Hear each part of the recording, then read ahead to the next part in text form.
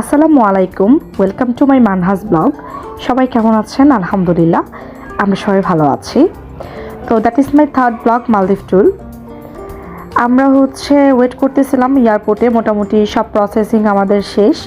এখন জাস্ট প্লেনে উঠবো আর ফ্রুত করে মালদ্বীপ চলে যাব। তো যাই হোক, সবাই ওয়েট করতেছিলাম আমরা প্লেনে ওঠার জন্য। সময় কাটতেছিল না, তাই হাঁটাহাঁটি করে একটু পায়চারি করতেছিলাম।